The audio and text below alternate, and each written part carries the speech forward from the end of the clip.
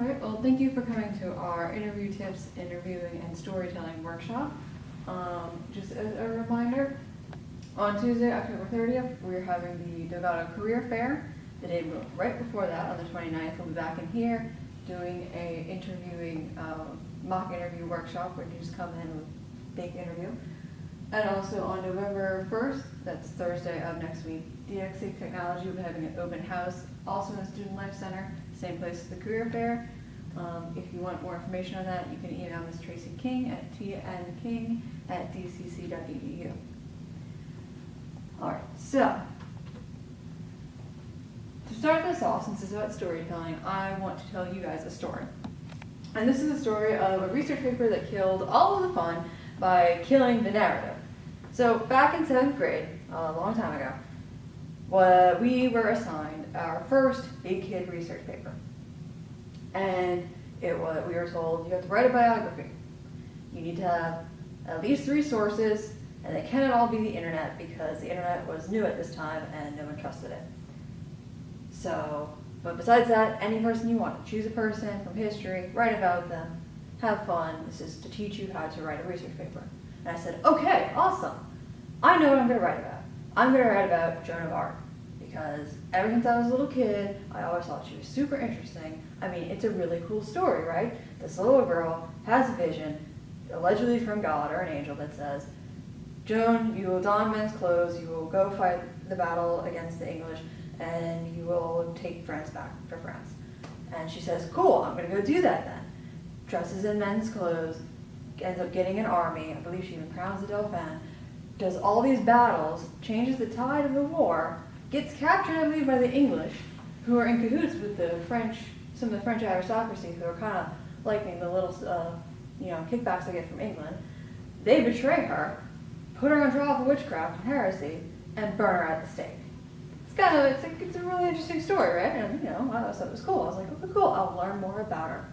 So I go to the library, I get 3 big old books, take them home, start reading, and it is the most boring thing I ever read because all the books did was just kind of list out, and then this battle happened, and this battle happened, and this battle happened, this battle happened, this battle happened, this battle happened, and it was just battle, battle, battle, battle, battle, battle, battle. Like bullet points in a slideshow from a teacher who just drones on in a monotone voice. That's what it was like, except in book form. So you didn't even have the audio going on. You just had to read date, fact, date, fact, date, fact, date, fact, date, fact, date, fact, date, fact, until your eyes glazed over, and eventually you wanted to fall asleep. Doing that, having to read that, getting bored out of my mind, killed all interest in the topic to me. I never wanted to read about Joan of Arc again. It was so boring. They took something that was a very interesting person's life, really cool things that I would love to learn about. How do you get put on trial for heresy? How did that work? How do you even get to take over an army full of people? You just walk up and go, God told me so. Okay, here you go. That would be interesting. I would love to learn about that. No, it was just battle at this place with a name I can't pronounce. Battle at that place with a name I can't pronounce because I'm a 7th grader who doesn't speak French. On and on and on. And that's the thing. That's what I want to get across to you is that stories help us remember things, help us remember facts. I don't remember a single battle she fought. I don't know anything about it, don't know the dates, don't know the times, don't know the people, don't know the places. But I remember the general story of her life. Those books taught me nothing. I didn't retain it. Why? Because it was just facts. It was not a story. The thing is, we all love a really good story. We eat them up. They activate our brains because when you just have a boring presentation or just someone going, here's a fact, here's a fact, here's a bullet point, here's another one, here's a date, here's a time. Yes, we hear it. The language processing part of our brain takes in that information, says, this is English. I understand English. These are words. I understand words. Okay, cool, facts. Got it. And just kind of keeps it in there. And maybe you write it in your notebook. And you might forget about it the second you walk out the room. Whereas when you tell a story, a narrative, it activates not only that language processing part of our brains that goes, yes, I understand this language, I understand what you're saying, but also other parts of the brain as well. It will put your whole brain to work. If someone describes to you the smell of the first time they ever baked a pie successfully as a kid, and they tell you about it, and they tell you about how it smelled like cinnamon or whatever, that activates parts of your brain that goes, oh, I know what that smells like. You're envisioning what the pie looks like, the heat of the kitchen, the smell of the pie. It puts all these parts of your brain to work, all these sensory parts of it. And that's because at its core, a story is a connection of cause and effect. When we hear one event, we want to hear how it affects the next one. If you remember, maybe in grade school or English classes, you used to have a little plot diagram. Teachers would be like, all right, put your background information, the inciting incident, the rising action, you hit the climax of your story, and then it resolves. All that is cause and effect. This action happened, it causes these actions to happen, it hit this climax of the story, and the effect is the resolution. That's what a story is. That's the connection. And our brains want to figure out how things connect. How did this cause this? How did that cause that? When we hear a story, we want to relate it to one of our existing experiences. Someone tells us a story about their childhood dog, and we go, I had a dog too. Isn't that great? And you relate things. It's how we relate to each other. And you want to be relatable if you are in an interview situation. So this is how we turn the interview into a story. Again, you want to relate to the person who's sitting across from you who might be giving you a job. That's kind of important. You want them to like you a little bit, or at least not think that you are an alien from the other solar system. So, turning an interview into a story is basically how we handle those behavioral interview questions. Behavioral interview questions are basically those, tell me about a time when. I think we all, heard the, what are your greatest strengths? What are your greatest weaknesses? Why do you want to work here? Tell me where you want to be in 5 years. And more or less, everyone, I don't like the where you want to be in 5 years because I can't see anything in the future. But I think in general we can all kind of plan for those. We can just list, oh, I'm good at this, I'm bad at that, okay. Those are generally things that we can quantify, and it's a little bit easier. But tell me about a time when can freeze people up. Because often we try to think, when you're on the spot going, oh, I didn't prepare for this, and we have to crawl back in our memory thinking of all the jobs that we've had, trying to find some example. And as soon as someone says, hey, do you remember this thing that happened? A lot of times we go, I've never done anything in my life ever, I don't remember anything. It can, freeze you up. But one of the ways to get past this is to remember you are more than your work life. You are a human being who has had many experiences that haven't just been since the day you got your first paycheck. Additionally, your experiences do not end when you clock out at the end of the day. You might be a mother, a father. You might be in a club like a kickball league. I had a coworker who did that. You do kickball on the weekends. You're part of all these social roles and responsibilities. Most of us aren't hermits who close themselves up from the world and don't talk to anyone ever except for at our jobs. And even if you are, you must have some sort of hobby or whatever. Something that you do that you've learned from that you can use in examples of ways that you have overcome things or challenges. And so on that, I want to do this exercise of backdating your resume. Don't just think of, well, I started my work profession career when I was 18 and I got a job as a sales associate in a tile distributor. That happened for me. That's my life did not start at 18. So, and neither did yours. So I want you to take a moment, reflect on your childhood and teen years, for those things that you've been drawn to. Think, what did you gravitate toward naturally? What did you used to lose yourself in? What did you used to talk about all the time? What you love to read? Think about those things. Think about those things that you used to be drawn to. Just take a moment. And then think of how you could relate that interest to the job. I'll use an example from my life.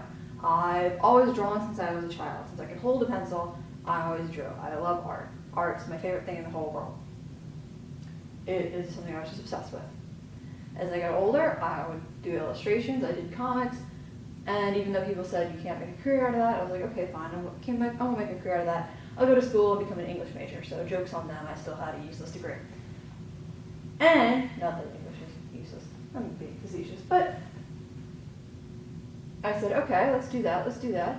I still do art on the side. It's still something I'm drawn to. It's something I still use in job interviews because I can tell to someone who I'm interviewing with, I go, well, I've always done art. It means I'm not only a very creative, out-of-the-box thinker, but also, if you do art, you have to deal with the problem of the blank page. You have to get very used to the idea of, I have very limited parameters, or I might have a lot of parameters, but a very open space to work with them. I need to figure out how to make this work, analyze the specifications I've been given, make it come out in a way that is attractive and appealing to everyone, and work within those boundaries. So you also learn to become very analytical. And finally, you learn to be able to look at a thing that you've been working on, that you spend a lot of time on, and say, this isn't working, I need to start over.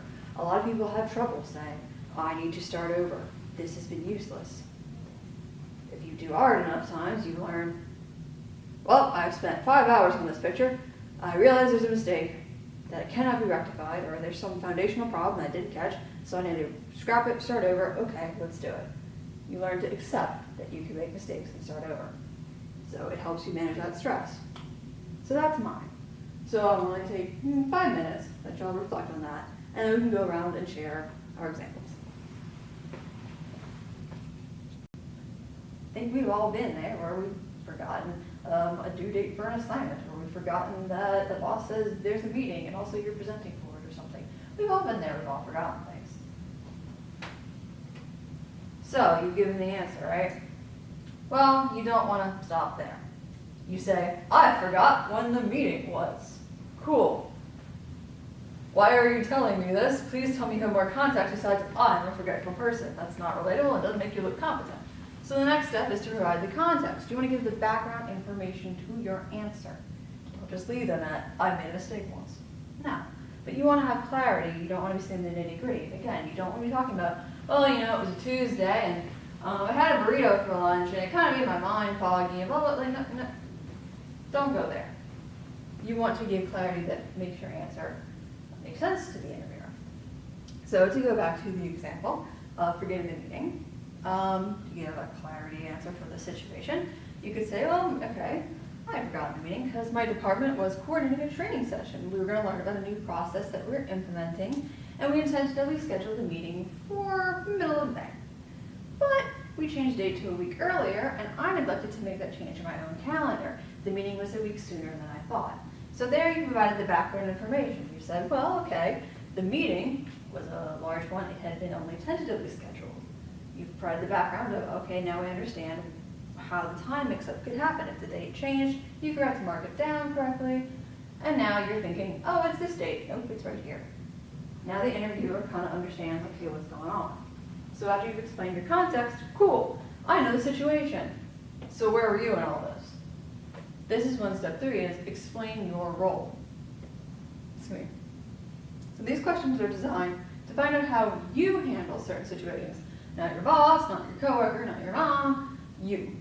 So you want to think about your duties, your role, and your responsibility in the situation you're talking about. However, you want to always be aware, especially if you're doing the mistake type of scenario, you're answering that question, you do not want to shift blame. Instead, you want to take ownership. Yes, your coworker might have said they were going to remind you. Yes, maybe it was your supervisor's duty to check in on you. No one cares, the interviewer sure doesn't. And if you go, well, my supervisor was supposed to, the interviewer is going to go, wow, so you just want to pass the buck on to somebody else, and it's going to look really bad. You want to take ownership if it's a mistake. So, to go back to the example, explaining your role would be to say, well, you know, I was responsible for creating the presentation slides. I want to take my time in creating the slides to be sure I hit all the right details, got everything in there. But because I messed up the date, I had to speed through creating the presentation so it wasn't as polished as I'd like. So now, in this example, you have said, okay, well, my duty in all of this was I'm the presentation maker. I'm in charge of making sure that there's something to be shown at the meeting. Which now the interviewer understands, okay, so this wasn't like a meeting where your boss is presenting something and you just have to be physically present and somewhat aware and not thinking about how you want to go home. No, you actually have a role in this, and it's quite an important one, which makes missing the meeting all that more important. So you've explained your role, you've given the context, you've even given the problem. Okay, this is when you have your so what. This is when you share your results or tie up your loose ends. Okay, cool, you had a problem. You had a big part in the problem. So what? What happens next? How did it turn out for you? What happened in the end? What effect did it have on you? On the company, on your coworkers, This is where you want to say, okay, well, and usually, especially if it's a mistake, how you fixed it, how you rose to the challenge, in all your situations, how you have improved. So for example, in missing the presentation meeting, while I had higher standards for the presentation than how it turned out, everyone was happy with it ultimately and taught my colleagues a lot. So this is the result. So you stayed up all night, did your presentation. Yeah, it didn't have the high standards that you had. You wanted it to have like some cool animation graphics going in and maybe a video, and you didn't have time for that, but everyone was pleased with it. Nobody was like, you made this 5 minutes ago, didn't you? No, everyone liked it and people learned something. So you're showing to the interviewer, hey, I made results, I made something happen, I stepped up to the plate. And that's what you want to do when you're asking these questions. Show what you did. And then finally, so cool. You stated the problem, provided context, shown your role, shown the results, shown what you did to improve the situation or to make a situation that was already good better. How do you fix things? Awesome, cool. Now it's time for the moral of the story. Think of your Aesop's fables. Think of how they teach a lesson. Think of every Disney movie out there. When we tell stories, there tends to be a takeaway. We tell things to children so they learn things, and they can still remember to the day the lesson that was taught, even if maybe they don't remember all the details of the story. Think of the tortoise and the hare. I think Fox and the Hound, Disney movie. Tortoise and the hare. You know, we always go, oh, slow and steady wins the race. Don't be a pompous git. You'll be fine. We still remember that, even if you can't tell the whole story of Tortoise and the Hare. That's what you want to do here. Pretend that you are the storyteller. Pretend that you are the kindergarten teacher trying to teach a bunch of children to be nice to each other. You do a fable. Think of that, bring that into this. You want to show what your experience has taught you. You also want to present yourself as a qualified and experienced candidate. You want to have the interviewer go, ah, I see a lesson has been learned. Or, ah, I see that this person took this experience and improved themselves upon it. And they have had some sort of takeaway. That's what you want, the takeaway. So, to go to the example of the person forgetting the meeting. Making the lesson clear would be to say, well, this mistake taught me the importance of keeping a close eye on my calendar. Now I make it a point each week to look through my appointments and make sure I'm not missing any important commitments. There you go. They have said, here's the lesson. Be more careful, be more detail-oriented. They've even shown what they have now done to improve the situation for the future so that the mistake does not happen again, even though we're all human. So that's what you ultimately want to do, is make that lesson clear. So, I started this presentation with a story. The story of the research paper that killed all joy for a topic and almost put me to sleep. And now it's your turn to tell a story. So what I want us all to do, just sit here, 5 minutes, choose any of these. Any of these. Think about it. Think if someone asked you right now, tell me about a time when you solved a problem. Tell me about a time when you overcame a challenge, or a time you made a mistake, or a leader, worked with a team, or did something interesting. Just sit here for a moment. Think about that. You can choose whichever question you want. We're not going to make this too hard right now. That's on Monday. 5 minutes, think about it. Come up with your own story. And then we're going to go around the room and we can share each of those stories and see if maybe everyone can, do all those steps and we can take something away from it. So let's take 5 minutes to do that. All right, so thank you for sharing all those stories. This is basically the end of our presentation. I just want to thank you all for being here and remind you that you can join us again here on Monday, October 29th, I believe at 10 a.m. same time, for mock interviews where you can put what we just learned into actual practice in real time. So you don't get to choose which question you want to answer, we get to. And again, a reminder, Delgado's Career Fair is on Tuesday, October 30th from 11 to 2 in the Student Life Center. And again, DXC Technology Open House is Thursday, November 1st, 10 to 12 at the Student Life Center. And again, you can email us Tracy King at tfking@dcc.edu for more information on it. Unless anyone has any questions, I hope you had a good time, learned something, and have a good day.